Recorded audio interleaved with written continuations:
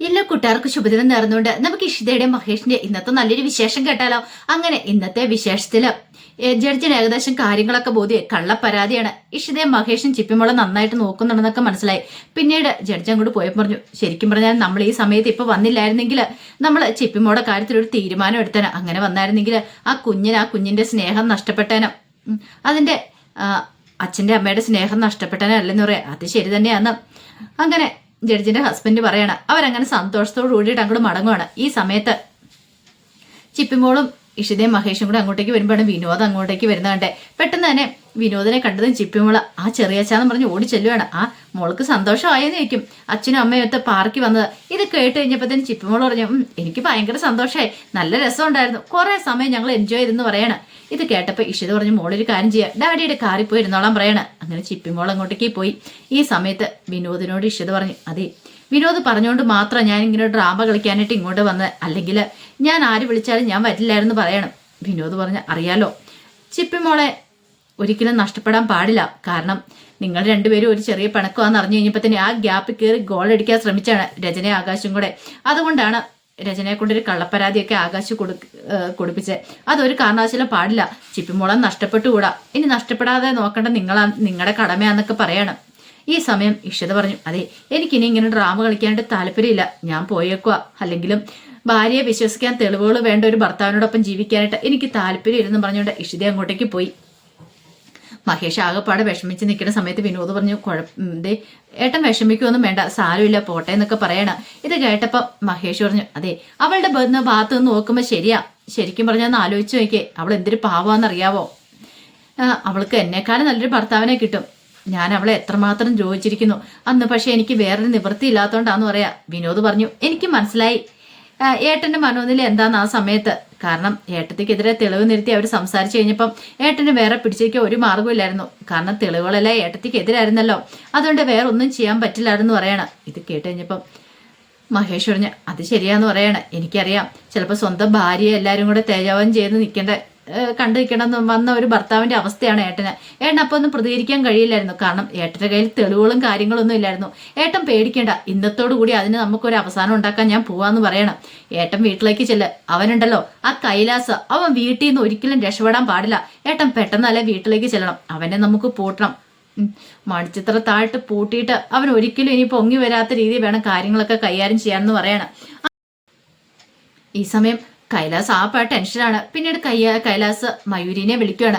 മയൂരിനെ വിളിച്ചു കഴിഞ്ഞപ്പോ മയൂരി ചോദിച്ചു, അല്ല ഇതെന്താ കൈലാസ്, ഞാൻ എത്ര വട്ടം വിളിച്ചെന്ന് ചോദിച്ചു എന്ന് പറയണം. പിന്നെ നീ വിളിക്കുമ്പോഴല്ല ഞാൻ കോൾ എടുക്കണമെന്ന് ചോദിക്കും. പിന്നെ എടുക്കാതെ ഒരു അത്യാവശ്യ കാര്യം പറയാൻ വേണ്ടിയിട്ടല്ല ഞാൻ വിളിക്കണമെന്ന് ചോദിക്കുകയാണ്. ഇത് കേട്ട് കഴിഞ്ഞപ്പോഴത്തേനും കൈലാസ് ചോദിച്ചു, നിനക്ക് എന്താ പറയാനുള്ളതെന്ന് ചോദിക്കുകയാണ്. അത് പിന്നെ എന്നെ ഒരാൾ വിളിച്ചിട്ടുണ്ടായിരുന്നു, എന്തോ പോലീസെന്നോ മറ്റാന്ന് തോന്നേ, അങ്ങനെ വിളിച്ചിട്ട് ചില കാര്യങ്ങളൊക്കെ ചോദിച്ചെന്ന് പറയണം. ഇത് കേട്ട് കഴിഞ്ഞപ്പോൾ കൈലാസ് പറഞ്ഞു, ആരോട് നീ ഒന്ന് തുറന്നു പറഞ്ഞേക്കല്ല, അറിയാലോ എന്തായാലും പറഞ്ഞിട്ടുണ്ടെങ്കിൽ പിന്നെ നിന്റെ അമ്മ ജീവനോടെ കാണത്തില്ല. ഇത് കേട്ട് കഴിഞ്ഞപ്പോഴത്തേനും മയൂരി പറഞ്ഞു, എത്ര കാലമോ കൈലാസ് ഞാനിങ്ങനെ പേടിച്ച് കഴിയണേ, നിങ്ങൾ എൻ്റെ അമ്മയെ കൊല്ലൂന്ന് പറഞ്ഞോണ്ടല്ലേ നിങ്ങൾ ഈ ചെയ്യുന്നത് ചതിയാ കേട്ടോ എന്ന് പറയണം. അതെ നീ എന്തെങ്കിലും തുറന്നു പറഞ്ഞാൽ അകത്ത് കിടക്കാൻ പോകുന്ന നീ ആയിരിക്കും, ഡ്രഗ്സ് ഉപയോഗിച്ചതിന്റെ പേരിൽ. പിന്നെ അറിയാലോ എന്തൊക്കെയാ സംഭവിക്കാൻ പോകുന്നത്, അതിന്റെ ആവശ്യമുണ്ടോ, ഞാൻ പറയുന്ന കൂടെ അനുസരിച്ചാൽ മതി എന്ന് പറയണം. അപ്പോഴേക്കാണ് മഹേഷ് അങ്ങോട്ടേക്ക് കയറി വരുന്നത്. മഹേഷ് വന്നു കഴിഞ്ഞപ്പോൾ മഹേഷിന് ഒരു കാര്യം മനസ്സിലായി. കൈലാസ് വിളിക്കുന്ന അവളെയാന്ന് തോന്നേ, മയൂരിനെ. അങ്ങനെയാണെങ്കിൽ ഇഷിതയെക്കുറിച്ചായിരിക്കും സംസാരിച്ചുകൊണ്ടിരിക്കുന്നത്.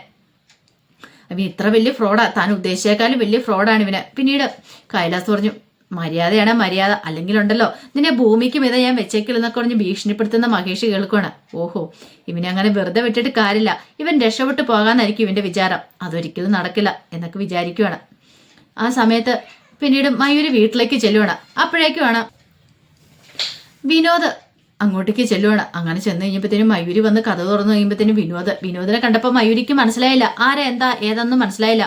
പിന്നീട് മയൂരി വെച്ച് ആരാന്ന് ചോദിക്കുകയാണ്. അതെ നമുക്ക് അകത്ത് കയറി സംസാരിക്കാം എന്നും പറഞ്ഞുകൊണ്ട് വിനോദ് അകത്തേക്ക് അങ്ങോട്ട് കയറി. മയൂരിക്ക് എന്ത് ചെയ്യണം നടത്തില്ല. വിനോദ് അകത്ത് കയറി കാലുമേ കാലൊക്കെ കയറ്റി വെച്ച് നല്ല പ്രൗഢിയോട് കൂടി അങ്ങോട്ട് ഇരിക്കുകയാണ്.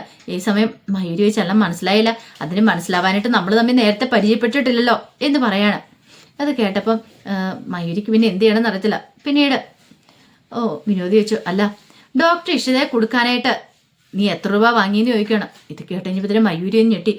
പൈസയോ? ഞാൻ പൈസയൊന്നും വാങ്ങിയില്ലെന്ന് പറയാം. സത്യം പറ, നേരിട്ട് ഞാൻ കാര്യങ്ങളിലേക്ക് കടക്കുക. ഇനി എനിക്ക് വളച്ചുകെട്ടിന്റെ ഒന്നും ആവശ്യമില്ല. അല്ല നീ നിന്റെ അമ്മയെ മാത്രമല്ല ഇവിടെ താമസിക്കുന്നുള്ളെന്ന് ചോദിക്കാം. അതെ, ഞാനും എൻ്റെ രോഗിയായ അമ്മയെ മാത്രമാണ്. കാര്യങ്ങളൊക്കെ അറിഞ്ഞു വെച്ചിട്ട് തന്നെ ഞാൻ ഇങ്ങോട്ടേക്ക് വന്നേ. എടി, നിന്റെ അമ്മയെ സഹായിക്കാന്നൊക്കെ ഡോക്ടർ ഇഷിത പറഞ്ഞിട്ട് നീ അവർക്കിട്ട് ഇത്ര വലിയ പണി കൊടുക്കണമെങ്കിൽ അപ്പൊ നീ എത്രക്കാരിയാന്ന് എനിക്ക് മനസ്സിലാക്കാവുന്നുള്ളൂ. നീ ഒരുത്തന്റെ പോയി കിടന്നിട്ട് പിന്നെ അവന് ഓരോന്ന് പറഞ്ഞു കഴിഞ്ഞപ്പോ നീ അവന് വേണ്ടി നീ ഒത്താശ ചെയ്ത് കൊടുത്തല്ലേന്ന് ചോദിക്കാം. മയൂരിക്ക് ഏകദേശം കാര്യങ്ങളൊക്കെ മനസ്സിലായി. വിനോദിന് കാര്യങ്ങളൊക്കെ അറിയാന്ന്. വിനോദിന് കാര്യങ്ങൾ അറിയാന്ന് അറിഞ്ഞപ്പോഴത്തേന് മയൂരിക്ക് വല്ലാത്തൊരു ഞെട്ടല. എന്ത് ചെയ്യണമെന്ന് അറിയത്തില്ല. ആ സമയത്ത് വിനോദ് പറഞ്ഞു, സത്യമായിട്ട് പറയുവാണെങ്കിൽ ദേ നിന്നെ ഞാൻ രക്ഷിക്കാം, അല്ലെങ്കിൽ നിന്നെ എനിക്ക് രക്ഷിക്കാൻ പറ്റില്ല. ഇതോടെ മയൂരി പറഞ്ഞു, എനിക്കൊന്നും അറിയില്ല എന്ന് പറയാം. നിനക്ക് കൈലാസിനെ അറിയാൻ പാടില്ലെന്ന് ചോദിക്കാം. കൈലാസോ? ഇല്ല, സത്യം പറ, നീയും അവനും തമ്മിൽ എന്താ ബന്ധം എന്ന് ചോദിക്കാം. ഞങ്ങൾ തമ്മിൽ ഒരു ബന്ധമില്ലെന്ന് പറയാം. ഓഹോ, അങ്ങനെയാണ് കാര്യങ്ങൾ. അപ്പൊ നീ സത്യം തുറന്നു പറയാനായിട്ട് ഉദ്ദേശിച്ചിട്ടില്ല. അങ്ങനെയുള്ളൊരു കാര്യം ചെയ്യാം, ഞാൻ ചില കാര്യങ്ങൾ തീരുമാനിച്ചിട്ടുണ്ട്. നിന്നെ പോലീസ് സ്റ്റേഷനിലേക്ക് കയറ്റാം. ഡ്രഗ്സ് ഉപയോഗിച്ചതിന്റെ പേരില് ഡോക്ടർ ഇഷിതയുടെ കാറിനകത്ത് ഡ്രഗ്സ് കൊണ്ടുപോയി വെച്ചതിന്റെ പേരില്. അങ്ങനെ നീ അകത്ത് കിടക്കും. നിന്റെ പ്രായമായ അമ്മ ഇതൊക്കെ കാണും. ടിവിക്കകത്തും പത്രത്തിനകത്തൊക്കെ നിന്റെ വാർത്തകൾ ഇങ്ങനെ നിറഞ്ഞു നിൽക്കും. അത് മതിയോ? പോലീസുകാരുടെ മുന്നിൽ കൂടെ ഇങ്ങനെ നിന്നെ ഒന്ന് നടത്തിച്ചോണ്ട് പോകുന്ന രംഗങ്ങളൊന്ന് ഓർത്തു വെക്കാൻ പറയണം. അത് കേട്ടതും മയൂരിക്ക് ആ പാട്ട് ടെൻഷനായി. മയൂരി വല്ലാത്തൊരു അവസ്ഥയായിപ്പോയി. മയൂരിക്ക് എന്ത് പറയണമെന്ന് അറിയത്തില്ല. മയൂരി പറഞ്ഞു, സാറേ എന്നെ ഉപദ്രവിക്കില്ല. ഉപദ്രവിക്കാതിരിക്കാൻ വേണ്ടിയിട്ടാണ് ഞാൻ കാര്യങ്ങളൊക്കെ പറയുന്നത്, മനസ്സിലായോ? ഞാൻ പറയുന്ന കേട്ടോന്ന് ചോദിക്കുകയാണ്. അതുകൊണ്ട് നീ ഒരു കാര്യം ചെയ്യാം, ഞാൻ പറയുന്ന പോലെ അങ്ങോട്ട് അനുസരിക്കുക, കാര്യങ്ങളൊക്കെ മണിമണി പോലെ പറ എന്ന് പറയണം. അവസാനം അവള് സത്യങ്ങളൊക്കെ ഇങ്ങനെ തുറന്നു പറയണം. അത് പിന്നെ ഡോക്ടർ ഇഷിത അന്ന് രാത്രി എന്നെ കാണാൻ വന്നിട്ടുണ്ടായിരുന്നു. അപ്പൊ കൈലാസ് എന്നോട് പറഞ്ഞിട്ടുണ്ടായിരുന്നു ആരും ഇവിടെ വന്നാലും വിളിച്ചറിയിക്കണമെന്ന്. അങ്ങനെ ഞാൻ അറിയിച്ചു കഴിഞ്ഞപ്പോഴത്തേനും അയാൾ പറഞ്ഞു, പോലീസ് സ്റ്റേഷനിലേക്ക് ചെല്ല്, നീയും കൂടെ കൂടി ചെന്നോ, കുഴപ്പമൊന്നുമില്ലാന്ന്. പക്ഷെ അയാൾക്കെതിരെ പരാതി കൊടുത്ത് എൻ്റെ അമ്മയെ കൊല്ലുമെന്ന് എനിക്കറിയാം. അപ്പം ഞാൻ അയാളോട് ചോദിച്ചു. അയാൾ പറഞ്ഞു, നിന്റെ അമ്മയൊന്നും ഞാൻ കൊല്ലാൻ പോകുന്നില്ല, പക്ഷെ ഞാൻ പറയുന്ന പോലെ നീ അനുസരിക്കണമെന്ന് പറയണം. അതെ, അവിടെ വെച്ചിരിക്കുന്ന നടരാജ വിഗ്രഹത്തിനകത്ത് ഞാൻ ഡ്രഗ്സ് വെച്ചിട്ടുണ്ട്, നിന്നെ കൊടുക്കാൻ വേണ്ടി ഞാൻ ചെയ്താന്ന് പറയണം. എടാ ദുഷ്ടാന്ന് പറയണം ആ സമയം മയൂരി. അത് നീ ഒരു കാര്യം ചെയ്യണം, അവളുടെ കാറിന്റെ ഡാഷ്ബോർഡിനകത്ത് കയറ്റി വെക്കണം. എങ്ങനെയാലും പോകുന്ന വഴിക്ക് തന്നെ ചെയ്യണം. പിന്നെ ഞാൻ പറയേണ്ട പോലെ തന്നെ കാര്യങ്ങൾ ചെയ്താൽ മതി എന്ന് പറയണം. അങ്ങനെ മയൂരി എന്ത് ചെയ്യാണ്, ഇഷിതയുടെ കൂടി അങ്ങോട്ട് കാറി പോവാണ്. ആ സമയത്ത് ഇഷിതയ്ക്ക് കോൾ വന്നു. ഇഷിത കോളെടുത്ത് സംസാരിക്കുന്ന സമയത്ത് ഇഷിത കാണാതെ ഡ്രഗ്സ് അതിനകത്ത് വെക്കുകയാണ് ഡാഷ്ബോർഡിനകത്ത്. അതാണ് സംഭവിച്ചത്. ഇതെല്ലാം കേട്ടുകഴിഞ്ഞപ്പോൾ വിനോദ് പറഞ്ഞു, നിനക്ക് എന്നാലും എങ്ങനെ തോന്നിയടി ഇത്?